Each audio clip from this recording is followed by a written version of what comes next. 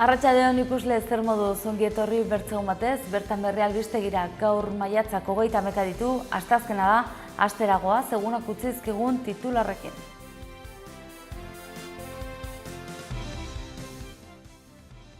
Nafarroako parlamentuan euskararen legea aldatzeko bozkaketa dute gaur.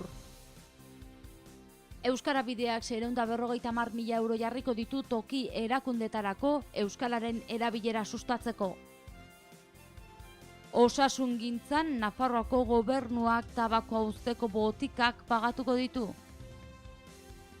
Ospitale eguneko sukalde kudeaketa publikoa izanen dute bihartik aurrera.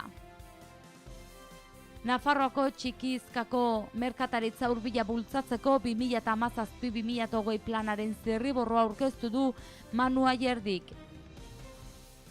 Zabalgunearen bilakaera eta etorkizunari buruz erakusketa ikusgai dago autobus geltoki zarrean. Berto Larri eta idazleak elurraren formula liburuaren aurkezpena egin digu Xaloa telebistan. Albisteekin hasteko Nafarroako parlamentuan euskararen lege aldatzeko bozkaketa dute gaur, eremu ez euskaldunetik mistora pasako dira 53 udalerri eta atzera botako dute zizur eremu ez euskaldunera pasatzeko eskaria. Nafarroako parlamentuak gaur aztertuko du euskararen lege aldatzeko proposamena. Legebiltzarreko iturrien bidez jakin denez, bat eginda bozkatuko dute gobernua babesten duten lau taldeek, naiz eta zuzenketa guztiak ez dituzten elkarrekin aurkeztu. Hortaz, onartu egingo dute 53 udalerri eremu ez euskaldunetik mistora igarotzea, baita atetz eremu mistotik euskaldunera joatea ere. Beste eskari bat bidean geratuko da ordea, Zizurko udalak eremu ez euskaldunean sartzeko eskatu du UPN-ren gehiengoarekin, baina parlamentuak ez du onartuko. Nafarroako arartekoak emandako argudioa baliatu dute horretarako, herritarren eskubideetan atzera pausua litzatekeela hori. Foru erregimeneko batzordea bilduko da gaur, hain justu, saioa hasteko Javier Reneri hitza arartekoak hartuko du hitza. Eremu aldaketei buruzko txostena egin du arartekoak parlamentuak eskatuta. Bi norabideak aztertu ditu, batetik eremu ez euskalduneten mistorakoa, 53 udalen eskaria, eta bestetik mistotik ez euskaldunerakoa, Zizurko udalarena. Arartekoaren txostenak heldulekua eman dio laukoari Zizurko udalaren eskaria atzera botatzeko.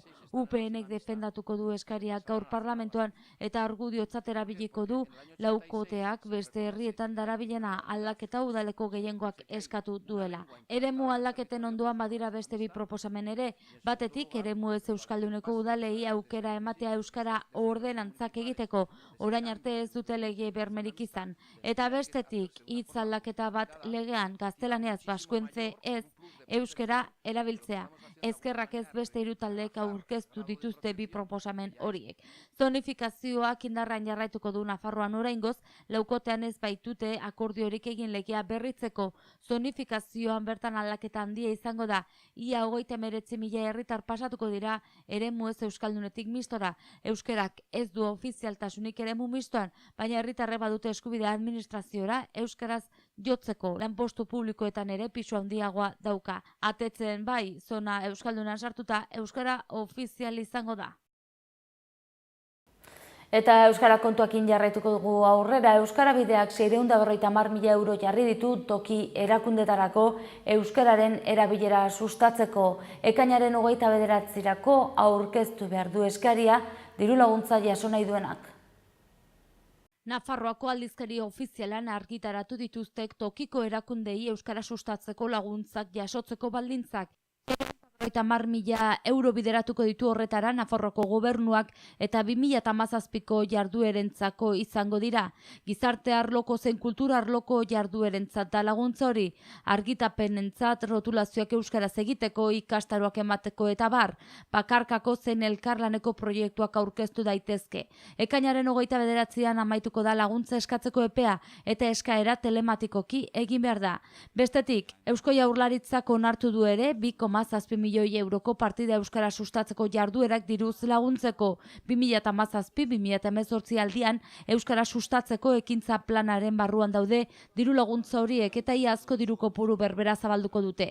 Aisialdian eta kirolan euskararen erabilera sustatzeko ekimenak, familia bidezko transmisioa sendotzea helburu dutenak, euskara eta haren mundua etorkinengana hurbiltzea helburu duten ekimenak, haur eta gaztetxoekin ahozkotasuna lantzeko programak, mintza praktika lantzea helburu duten jarduerak, merkataritza eta ostalaritzan euskararen erabilera areagotzea helburu duten ekimenak eta euskarak 365 egun ekimen berriaren garapenarekin lotutakoak aurkeztu daitezke laguntza hauetara.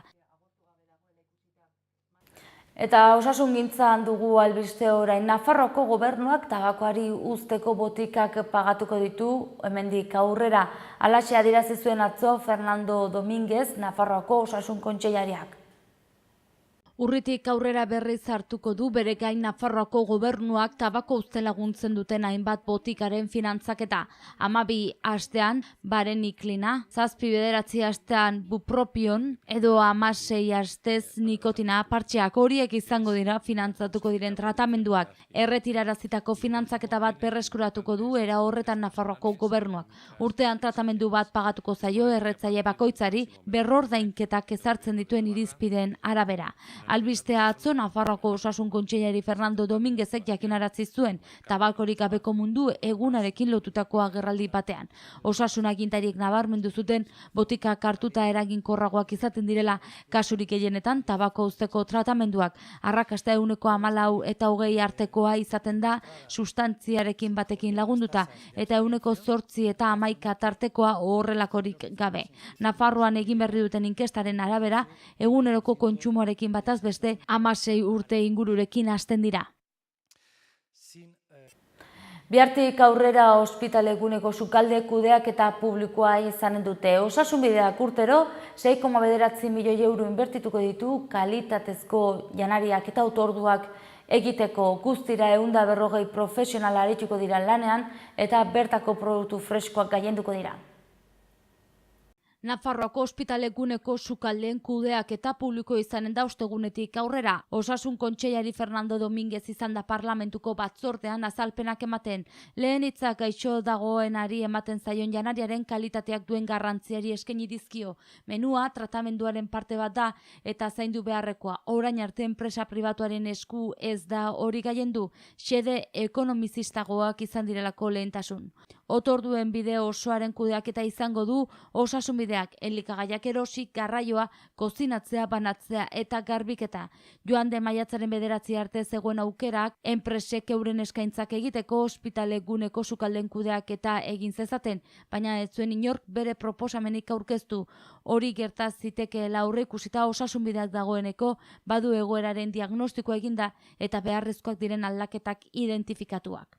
Guztira 140 profesional kontratatuko dituzte sukaldetako zerbitzu eskaini ahal izateko. Elikagaien erosketan prezioa baino kalitatea, gertutasuna eta freskotasuna hartuko dira kontuan. Hotz sistema erabiliko dute kozinatutako produktuak ez dezan galdu propietaterik. Osasunbideak urtero 6,9 milioi euro inbertituko ditu otordua kalitatez egiteko. UPN-ren eskariagatik joan da Domínguez sukalden inguruko azalpenak ematera. Sergio Saiasek leporatu dio kontuen ganberak aurreikusitakoa baino garestiagoa atera zaiola osasunbideari 2 milioi euro garestiagoa. Lanik gabe geratuko direnak kontuan ez dituztela hartzen nabarmendu du. Alderdi sozialistak autokritika egin du, baina era berean surtuta hitz egin du Maria Txibitek esanez 2011ko prozesua ez zela egokia izan. Gobernua babesten duten alderdien artean kudeak eta esku zaldatzearen aukeraren alde agertu dira. Gogoratu dute, Mediterranea Dekaterin enpresarekin 6 hilabetean 3.000 kexatik goiti izan dituztela, otorduak jan ere ezin zirelako egin. Gaixo askoren senitartekoek oraindik ere segitzen diete ospitalera etxetik janaria eramaten. Langileak kalean geratuko direla onartu dutela alderdiek, baina enpresa pribatuaren ardura da. Osasunbideak berriro eskatuko du Nafarroako ospitalguneko elikadura zerbitzua medio propioekin UPNek privatizatu zuenetik 4 urtera. Eskainiko dituzten plateren kalitatea frogatu dute, gaixoen berreskuratze prozesuan lagungarriak izan daitezen. Nafarroako txikizkako merkataritza hurbila bultzatzeko 2017-2020 planaren zirriborroa aurkeztu du Manu Ayerdik, Nafarroako garapen ekonomikorako lehendakariordeak. Helburua, sektore horretan lehiakortasuna hobetzea. Manu Ayerdi Nafarroako gobernuko garapen ekonomikorako lehendakariordeak Nafarroako txikizkako merkataritza hurbila bultzatzeko 2017-2020 planaren zirriborroa aurkeztu du. Nafarroako gobernuaren helburua sektore horretan lehiakortasuna hobetzea, berrikuntza bideratzea eta negozio berriak abian jartzea da. Gainera, garapen ekonomikorako departamentuaren xedea sektore horretan enpresen lankidetza sustatzea eta administrazio publikoen, gobernuaren beraren eta tokiko erakunden partaide hobetzea da. 2020 urtean planaren emaitza ebaluatzeko Nafarroako gobernuak 8 adierazle prestatu ditu eta horien artean nabarmentzen dira enpresen asoziazionismo mailaren igoera 130tik 140ra, merkataritzaren online salmentaren igoera 9%tik 15era eta 10 dinamizazio eta merkataritza garapenerako udalplan egitea. Ayerdi lehendakariordearekin batera turismo eta merkataritza concreto el programa 1, que es el va alineado con la gobernanza pública, contiene líneas que afectan directamente a la administración foral y local para lograr esa ordenación equilibrada que comentamos. En el programa 2, la cooperación empresarial contiene líneas que afectan a las agrupaciones sectoriales y zonales, a otros entes intermedios, para incrementar ese grado de cooperación que comentamos tan necesario, ¿no?, entre las pymes, y poner también servicios añadidos, servicios conjuntos. En el 3 es la competitividad de la pyme comercial. Zabalgunearen bilakaera eta etorkizunari buruzko erakusketa ikusgai dago Iruñeko autobus geltokizarrean.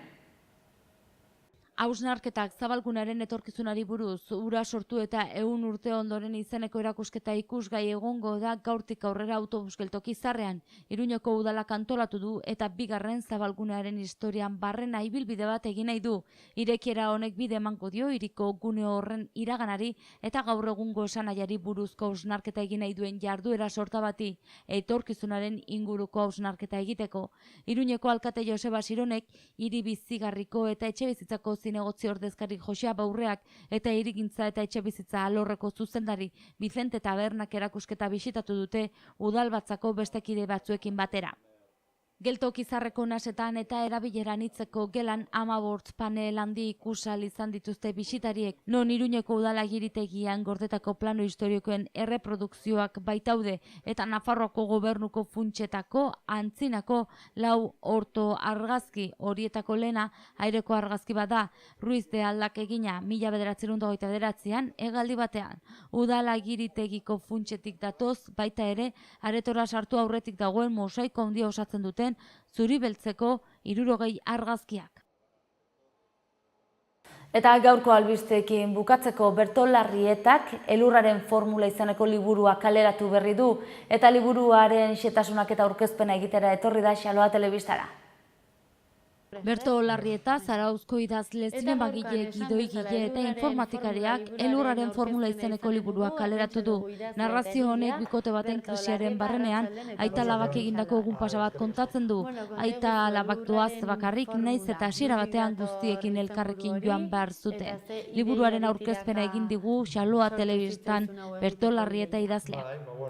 Hau hemendik gertu Aralarrea etorri ginenean, izan zan pixka bat idearen abiapuntua edo liburuaren abiapuntua hor sortu zen, benetako gertaera batetik abiatuta, eta gertaera izan zen, etorri ginela familia lagun batzukin, elurretara, eta, klaro, genukan alaba jaio berria, txikia, eta anaia 5 urte izango zituen orduan, elurreta juntzan aitakin, erekin, eta bere lagun batzukin, eta ama berriz geratu zen lekun berrin, beste ama batekin, da estupe txiki batekin. Eta egun ederra pasa ginen, Aralarren elurretan, eta egun horren amaieran, semeak jabagindu zenean lekun berrira amaren eta alabaren bila, esan zian semeak, nahiko nioke amari eraman elurbola bat. Eta nola eramango dio elurbola bat, hemen kotxean urtu ingo zaigu Aralarretik lekun berrira, ez dio, nola eramango dio. Eta baina, beha tematu intzan, osko xamarra da, eta bezala, eta orduan esan zuen, oinko dugu hundi bat, eta zer ziritxiko da, plastikozko polta bat sartu ginen, kotxean sartu, eskenean ekun berrira iritsi zen, bolatxo bat, ez. Eta historia hori, esan polita zala, ez, abia puntu polita izan zitekela zerbait idazteko, eta beti neukan buruan, ez.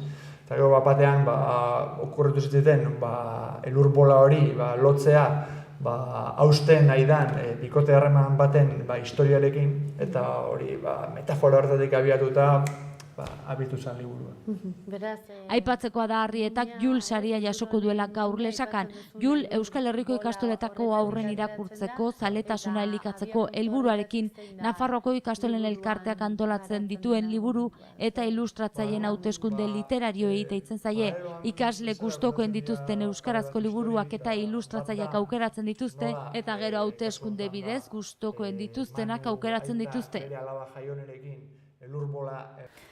Maiatzak 31 gaur, asteazkenak goazen eguneko albisteen laburpena egitera titularrekin.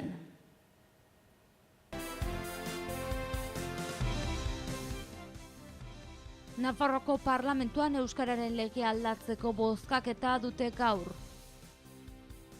Euskara Bideak 650.000 euro jarriko ditu toki erakundetarako euskararen erabilera sustatzeko. Osasungintzan Nafarroako gobernuak tabakoa uzteko botikak pagatuko ditu. Ospitale eguneko sukalde kudeaketa publikoa izanen dute bihartik aurrera. Nafarroako txikizkako merkataritza hurbila bultzatzeko 2017-2020 planaren zirriborroa aurkeztu du Manu Ayerdik. Zabalgunearen bilakaera eta etorkizunari buruz erakusketa ikusgai dago autobus geltoki zarrean. Berto Larrieta idazleak elurraren formula liburuaren aurkezpena egin digu Xaloa telebistan. Agur erran baino lehen gogoratu Berto Larrietaren elkarrezketa guztia ikusteko aukera izan duzuela, egunez egun Iruñerriko Txaketa Zaratak saioan. Eta gure aldetik bertzerik ez, mila esker zuen arretagatik eta asteazken ona izan. Bihar arte.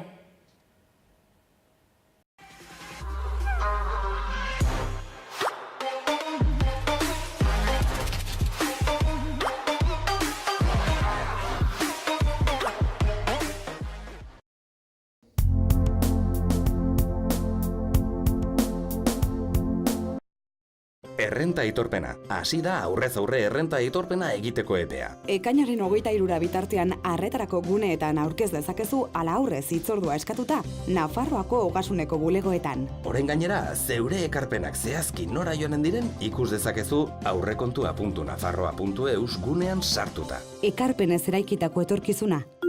Nafarroako gobernua. Gobierno de Navarra. Gorritxon atsedenerako sistema hoberenak eta loaldi egoki batendako beharrezkoak diren produktuak aurkituko dituzu. 40 urte daramatzagu punta-puntako materialak eta marka hoberenak bezeroaren eskura jartzen. Deskansatzeko sistemetan aditua gara, sofak, koltsoiak, somierrak. Hurbildu eta eskuzabali jasoko zaitugu. Iruña, Gorritxo. Ez egin paso organikoaz. Bereizi eta birziklatu gai organikoen hondakinak. Hau ez da zaborra. Biziak baizik. Ongarria eta energia baizik. Gai organikoen hondakinak birziklatuz, energia aurrezten dugu eta ongarri kimikoen erabilera gutxitzen duzu. Gipuzkoako Tolosaldean, Leaburu herrian, inguru aldapatsu bezain politean kokatua dago Mahala baserria. Bertan ekoiztu eta elaboratzen dira hainbat esneki eta txerriki, hasigazta eta jogurretatik eta txorizo eta urdaiazpiko onduetaraino. Baserritik bezeroaren ganaino zuzenean iristen dira produktuak, modu naturalean eginak dira. Beraz benetan, produktu osasuntsuak konsumitzeko aukera ematen du Mahalak. Eta goxo-goxoa gainera. Jan Baserritik. Gure lurreko larre gozotik, nator zuzenean. Zuretzat esneki bihurturik modu naturalenean.